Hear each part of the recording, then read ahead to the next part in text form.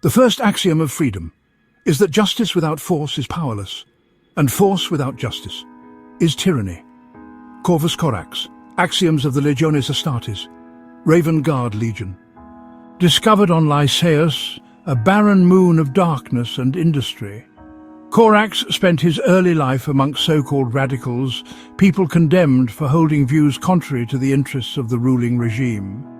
There, he experienced firsthand the brutality of life in the absence of justice and human dignity. But the same harsh rule he and his people suffered under would help shape Corax into the beacon of hope he would soon become.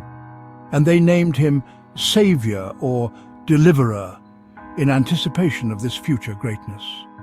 With a wealth of knowledge already imprinted into his mind, the young Primarch swore to liberate his people from their cruel existence. First, he learned to bide his time, to observe his foes, to use his superhuman, gene-enhanced faculties to plan far ahead.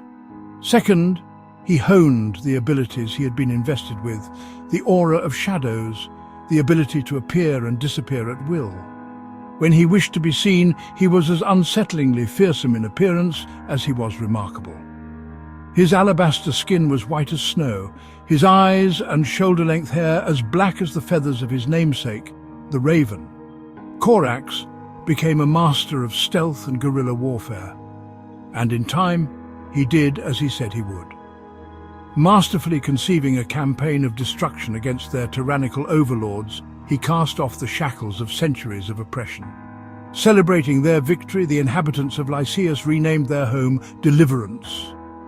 It is said that the Emperor himself appeared on Deliverance that day, and soon thereafter appointed Corax Primarch of the Raven Guard Legion. During the Great Crusade, Corax's talents for planning and sabotage were of great effect in service to the Emperor. But, just as he fought for the freedom of his own people, Corax would soon transform his legion into a force for something more, the liberation of the oppressed everywhere. During the Horus Heresy, everything changed. The Imperium was collapsing, as brother turned against brother. Corax was among those leading the loyalist effort against Horus's betrayal, but even he barely escaped the initial slaughter.